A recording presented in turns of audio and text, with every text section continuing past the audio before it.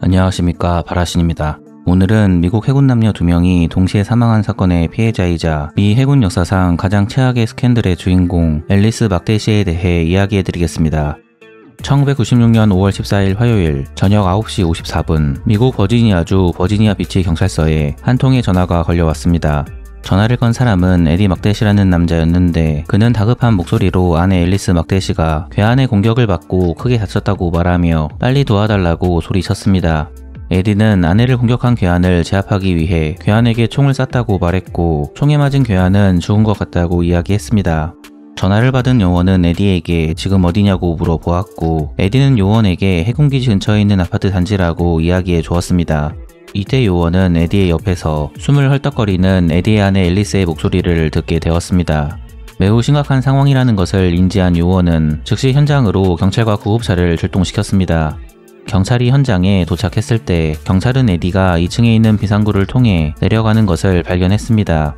경찰은 에디를 가로막고 혹시 신고하신 분이냐고 물어보았습니다. 갑자기 나타난 경찰을 보고 당황한 에디는 잠시 머뭇거리다가 경찰을 사건 현장인 자신의 집으로 안내했습니다.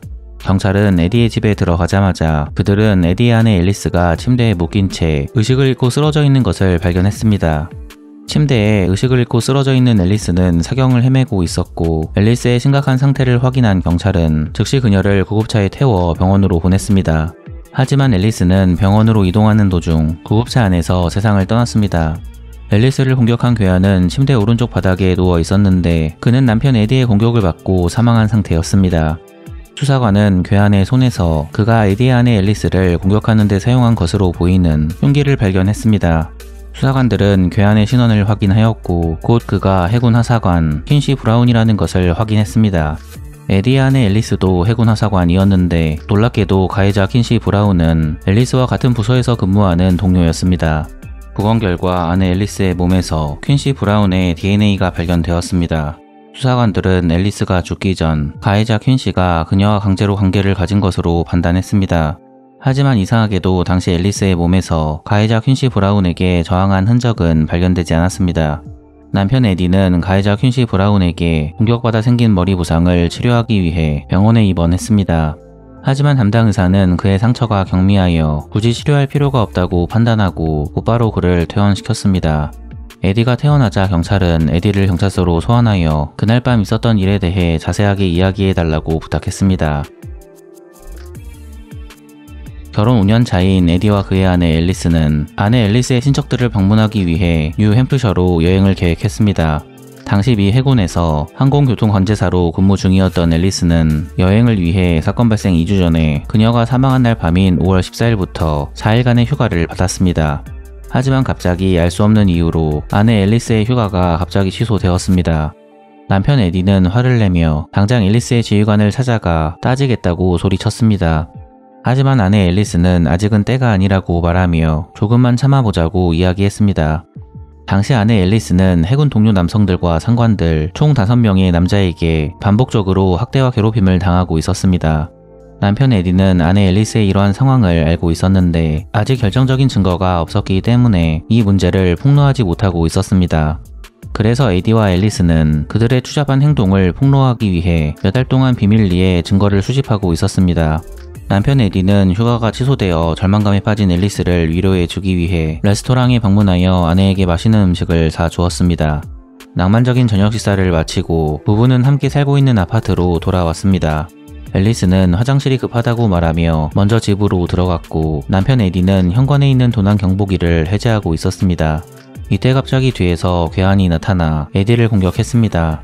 괴한은 퍽하는 소리와 함께 에디의 머리를 가격했고 에디는 충격 때문에 바로 그 자리에 쓰러졌습니다.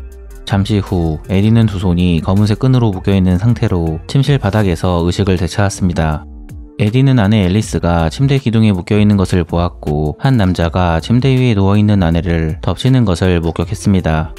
앨리스는 살려달라고 소리쳤으나 괴한은 하던 일을 다 끝낸 뒤 앨리스를 공격했습니다. 에디는 불편한 몸을 이끌고 간신히 침실용 탁자 안에 들어있는 권총을 꺼내어 괴한을 제압했습니다. 총에 맞고 쓰러진 남자는 해군하사관 퀸시 브라운, 그는 아내 앨리스의 동료이자 부부가 증거를 수집한 뒤 폭로하기로 한 5명의 가해자 중 한 명이었습니다. 에디는 수사관에게 당시 상황을 자세하게 설명해 주었고, 에디의 설명을 들은 수사관은 현장 상황으로 보아 에디의 진술에 거짓이 없다고 판단하고 즉시 에디를 풀어주었습니다. 수사관은 다시 범죄 현장으로 돌아가서 현장을 살펴보았고, 에디의 집 비밀 금고에서 비디오 테이프를 입수했습니다. 놀랍게도 이 비디오 테이프는 앨리스가 폭로 예정 중인 5명의 해군 가해자에 관한 내용이 담겨 있었습니다. 영상에서 앨리스는 거실 소파에 앉아 자신을 소개하고 자신과 남편을 보호하기 위해 이 영상을 만들었다고 이야기했습니다. 앨리스는 해군 내에서 여군을 대상으로 벌어지는 끔찍한 범죄에 대해 폭로하겠다고 입을 열었습니다. 앨리스는 부대에 전입해온 지 2달 후부터 2명의 남자 해군이 자신이 아랍인 남성과 결혼했다는 이유로 괴롭히기 시작했다고 주장했습니다. 앨리스는 그 이후부터 남자 해군들이 점점 더 자신을 심하게 괴롭혔고 그 수는 계속해서 늘어났다고 폭로했습니다. 앨리스는 가해자들은 총 5명이고 심지어 여군 숙소까지 들이닥쳐 시도 때도 없이 범행을 저질렀다고 이야기했습니다. 더는 참을 수 없었던 앨리스가 이 사실을 외부에 폭로하려고 하자 그들은 앨리스를 협박하기 시작했습니다.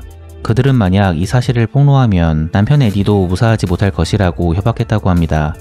앨리스는 서면으로 상부에 보고하면 당시 군 분위기상 묵살당할 것이 분명했기 때문에 이렇게 폭로 영상을 준비했다고 말했습니다. 마지막으로 앨리스는 5명의 가해자의 신원은 따로 문서로 만들어 비밀 금고에 보관했다고 말하며 영상은 끝났습니다. 수사관들은 부부의 집에서 앨리스가 이야기한 가해자들의 신원이 담긴 문서를 찾았는데 정말로 문서 안에 앨리스를 죽인 용의자 퀸시 브라운을 포함한 5명의 가해자 명단이 있었습니다. 앨리스가 영상에서 폭로한 가해자들의 명단 덕분에 수사관들은 앨리스의 살인 사건과 그녀를 폭행한 것으로 알려진 5명의 해군 남성에 대한 수사를 한꺼번에 진행하게 되었습니다. 하지만 조사가 진행되면 될수록 사건에 숨겨진 충격적인 비밀이 드러나기 시작했고 이 사건의 진실을 알게 된 사람들은 큰 충격을 받게 되었습니다. 사건의 주인공 앨리스 막대시는 1965년 5월 11일 미국 뉴햄프셔에서 태어났습니다. 성인이 된 그녀는 컴퓨터 기술자이자 사업가인 에디 막대시라는 아랍인과 결혼했고 1994년에 남편과 함께 미국 버지니아주 버지니아 비치로 이사했습니다. 당시 앨리스는 해군에 입대하여 군인이 되길 희망했고 1990년 25세의 나이에 해군에 입대하여 그녀의 꿈을 향해 한 발짝 나아갔습니다. 앨리스는 군인이 천직이었는지 신병 훈련소에서부터 우수한 성적을 받았습니다. 결국 그녀는 우수한 성적 덕분에 자신이 원하는 특기를 배울 수 있는 항공교통관제학교에 들어가게 되었습니다. 앨리스는 항공교통관제학교에서도 최우수 성적으로 수료했습니다. 당시 앨리스는 해군에서 항공교통관제사로 복무하며 최고의 관제사가 되길 희망했습니다. 하지만 안타깝게도 1996년 5월 14일 저녁 앨리스는 그녀의 꿈을 이루지 못하고 세상을 떠나게 되었습니다. 이후 앨리스는 사망한 지 17일 만에 알링턴 국립묘지에 안장되었습니다. 앨리스의 남편 에디는 퀸시 브라운이 아내 앨리스가 5명의 군인의 비리를 폭로할까 두려워 앨리스를 죽이고 자신도 죽이려고 했다고 주장했습니다. 처음에 수사관들은 에디의 말에 동의했으나 이상하게도 조사가 진행되면 될수록 계속해서 에디의 말에 오류가 있다는 것을 알게 되었습니다. 먼저 수사관들은 부대 내 대부분 장병이 앨리스가 제기한 문제에 대해 전혀 모르고 있다는 점을 이상하게 생각했습니다.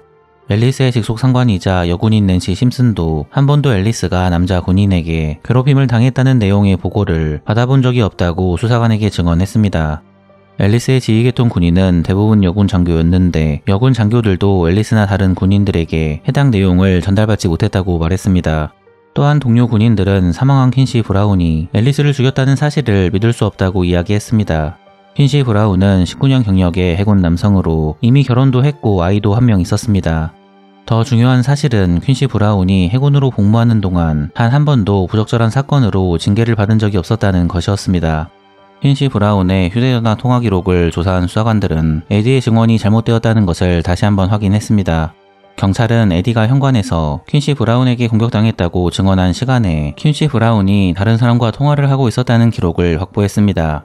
그리고 수사관들은 퀸시 브라운이 사용한 흉기에서 그의 지문이 발견되지 않았다는 것을 확인했고 퀸시 브라운이 입고 있던 셔츠에서도 사망한 앨리스의 혈흔이 나오지 않았다는 것을 이상하게 생각했습니다.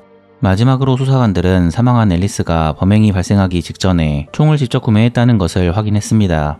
수사관들은 이 사건에 이상한 점이 너무 많다는 것을 알게 되었고 사건 발생 전 앨리스와 에디 부부의 행적을 모두 조사해 보기로 했습니다.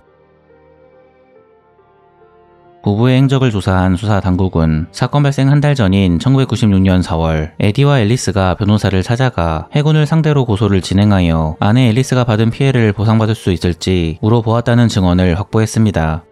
1996년 4월 14일 변호사는 에디에게 직접 사건을 맡아 진행해 보겠다고 이야기했고 다음날 구체적인 내용에 대해 의논하기로 했습니다.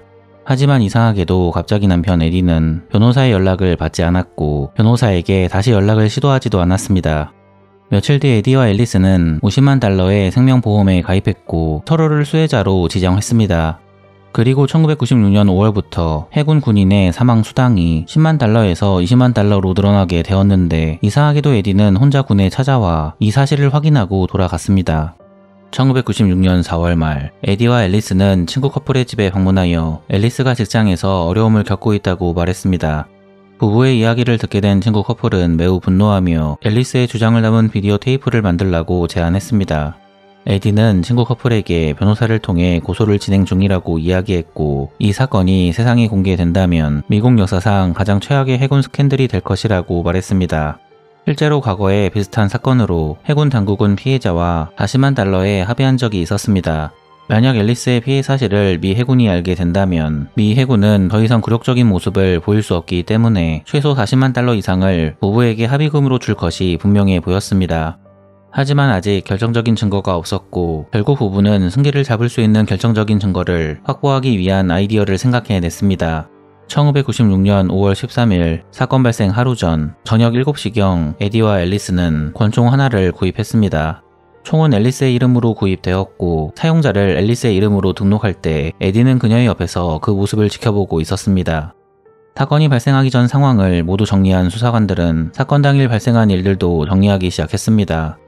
1996년 5월 14일 사건 발생 당일 앨리스와 퀸시 브라운은 이날 12시간 교대 근무를 함께 했습니다. 근무를 마치고 앨리스는 남편 에디와 함께 식사하러 레스토랑에 갔습니다. 이날 식사 중 앨리스는 갑자기 식당 전화를 사용하여 2번이나 어디론가 전화를 걸었습니다. 첫 번째 통화는 4초, 곧이어 건 두 번째 통화는 20초간 지속되었습니다. 식사가 끝나기 직전 식당에 앨리스를 찾는 누군가의 전화가 걸려왔습니다. 수사관이 확인해보니 전화를 건 사람은 부부의 집 근처에 공중전화를 사용해 전화를 걸었습니다. 이후 사건이 발생하였고 수사관들은 사망한 퀸시 브라운의 주머니에서 사용하지 않은 피임 기구를 발견했습니다. 이상하게도 퀸시 브라운의 휴대폰과 지갑은 밖에 주차된 그의 픽업 트럭에 놓여 있었습니다. 사건 발생 전과 후 이 모든 이야기를 바탕으로 수사관은 에디와 앨리스 부부가 처음엔 함께 퀸시 브라운을 함정에 빠뜨리고 죽일 것을 계획했으나 갑작스러운 에디의 변심으로 퀸시 브라운 뿐만 아니라 아내 앨리스까지 죽이는 것으로 계획을 변경했으리라 추측했습니다. 당시 에디와 앨리스는 해군을 상대로 소송하여 승소하기 위해 결정적인 증거가 필요했습니다. 그래서 부부는 퀸시 브라운을 이용하기로 한 것이었고 수사관은 앨리스가 그를 유혹하여 자신의 집으로 오게 한 것이라고 주장했습니다. 수사관은 사건 당일 앨리스가 에디와 식사하면서 3번이나 통화한 당사자가 퀸시라고 보았고 당시 전화통화로 그에게 집 위치를 알려준 것이라고 이야기했습니다. 식사가 끝나고 앨리스가 먼저 집으로 들어가 퀸시와 관계를 가졌고 퀸시가 피임기구를 사용하지 못하게 하여 그녀의 몸에 퀸시의 DNA를 남긴 것이었습니다. 이후 관계가 끝나자마자 집으로 에디가 들이닥쳐 퀸시를 총으로 쏘았습니다. 수사관은 당시 에디가 아내를 보호해야 해서 어쩔 수 없었다는 핑계로 아내 앨리스를 덮친 퀸시를 총으로 쏴 죽였다는 시나리오를 만들었을 것으로 추측했습니다. 에디는 당시 발생한 이 상황을 해군 하사관 퀸시 브라운이 아내 앨리스를 덮쳤다는 증거로 활용할 예정이었습니다. 에디는 이 증거를 활용하여 아내가 퀸시 브라운을 포함한 5명의 해군 남성에게 학대당했다고 폭로하여 막대한 합의금을 챙길 생각이었습니다. 하지만 수사관들은 갑자기 에디의 마음이 변해 아내 앨리스까지 살해한 것이라고 주장했습니다. 수사관들은 당시 부부가 해군과의 소송을 통해 해군에게 합의금으로 40만 달러 이상을 받는 것을 계획하고 있다고 보았습니다. 하지만 갑자기 에디는 소송보다는 아내 앨리스를 죽이고 사망보험금으로 50만 달러 그리고 해군에서 주는 사망수당 20만 달러 총 70만 달러를 챙기는 게 더 이득이라는 생각을 하게 되었고 결국 이 생각 때문에 아내까지 죽인 것이라고 주장했습니다. 하지만 이것은 경찰의 주장이었을 뿐 결정적인 증거가 필요했습니다. 결국 수사관들은 육군범죄수사사령부의 혈액살포 분석가인 로스 가드너를 데려와 현장 조사를 부탁했습니다. 1998년 8월 로스 가드너의 최종 보고서가 제출되었습니다. 놀랍게도 현장 혈흔을 감식하여 제출한 로스 가드너의 보고서에서는 처음에 에디가 주장한 내용이 모두 사실이 아니라고 적혀 있었습니다. 결정적으로 보고서에서 퀸시 브라운은 관계가 모두 끝나고 바닥에 무릎을 꿇은 뒤에 사망했다고 쓰여 있었고 그 전까지 아내 앨리스는 공격받지 않았다고 작성되어 있었습니다. 보고서에서는 아내 앨리스와 퀸시가 관계가 끝나고 현장에 들이닥친 에디가 퀸시를 무릎을 꿇린 뒤 처리해 버리고 그 다음으로 아내 앨리스를 제거한 것으로 보인다고 쓰여 있었습니다. 이후 수사관들은 해군과 협력하여 앨리스가 찍은 폭로 영상에서 나온 군인들을 모두 불러 거짓말 탐지기를 실시했습니다. 이상하게도 해군 사령관을 제외하고 모두 거짓말 탐지기에 통과했습니다. 궁지에 빠진 해군 사령관은 결국 자신이 앨리스와 바람을 피웠다고 이실직고했고 강제로 그녀를 억압하거나 괴롭힌 적은 없다고 주장했습니다. 2001년 5월 수사관들은 증거들을 종합하여 에디가 범인이라고 확정했고 검찰도 에디를 1급 살인 혐의로 기소했습니다. 하지만 여기서 한 가지 문제가 발생했습니다. 유력한 용의자 에디 막대시가 더 이상 미국에 있지 않다는 것이었습니다. 에디는 아내 앨리스의 보험금 70만 달러를 수령하고 1997년 2월 말 시리아로 도망갔습니다. 에디는 그곳에서 19세의 러시아 여성을 만나 한 달 만에 그녀와 결혼했습니다. 그들은 1년간 레바논에 머물다가 아내의 고향인 러시아 모스크바 북쪽 4시간 거리에 있는 작은 시골 마을로 이사했습니다. 2001년 3월 에디는 전 아내 앨리스의 이모 낸시에게 연락하여 자신의 새로운 가족에 대해 소개해 주었습니다. 에디는 아내 앨리스의 죽음에 대한 이야기로 글을 썼다고 말했고 이 이야기를 세상에 공개하기 위해 언론사에 제보했지만 누구도 이 글을 기사화해주지 않았다고 말했습니다. 그러면서 에디는 아내 이모 낸시에게 아내 앨리스의 억울함을 꼭 풀어주겠다고 말하며 걱정하지 말라고 이야기했습니다. 낸시는 에디에게 대신 언론사에 전달해주겠다고 말하며 그가 쓴 글의 복사본을 요청했고 다음날 에디는 복사본을 낸시의 이메일로 보냈습니다. 하지만 당시 미국에서 에디는 수배 중이었는데 러시아에 있는 에디만 이 사실을 모르고 있었습니다. 앨리스의 이모 낸시는 자료를 받자마자 즉시 형사들에게 연락했습니다. 안타깝게도 당시 미국 당국이 러시아에 숨어있는 에디를 송환하는 것은 쉬운 일이 아니었습니다.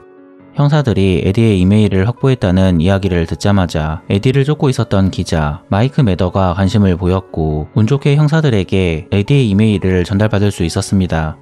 에디의 이메일을 받은 기자 마이크는 즉시 에디에게 메일을 보내 인터뷰를 요청했습니다. 에디는 마이크의 인터뷰 요청에 동의하였고 2002년 10월에 러시아로 직접 오면 인터뷰를 해주겠다고 말했습니다. 마이크는 즉시 러시아로 넘어가 에디와 인터뷰를 시작했습니다. 에디는 미국을 떠나 처음엔 시리아에 머물고 있었는데 아내 사망보험금 대부분을 시리아 정부에 빼앗겼다고 말했습니다. 시리아 정부는 에디를 미국의 스파이로 보았기 때문에 그의 돈을 모두 빼앗고 주방한 것이었습니다.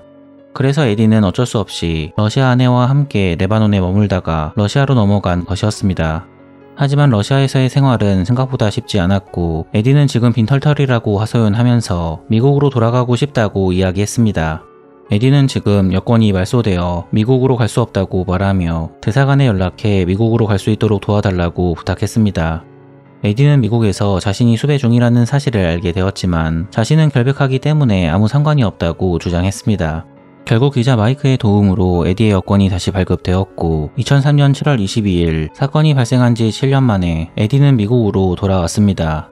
에디는 공항에서 바로 체포되었으나 이때까지만 하더라도 에디는 재판에서 이길 수 있다고 확신하고 있었습니다. 2004년 9월 28일 재판부는 에디가 가장 믿고 있었던 증거인 앨리스의 폭로 영상이 담긴 비디오 테이프를 증거로 채택하지 않기로 결정했습니다. 에디는 판결에 동의하지 않고 소송을 제기했으나 모두 기각되었습니다. 2006년 3월 6일 에디의 재판이 시작되었습니다.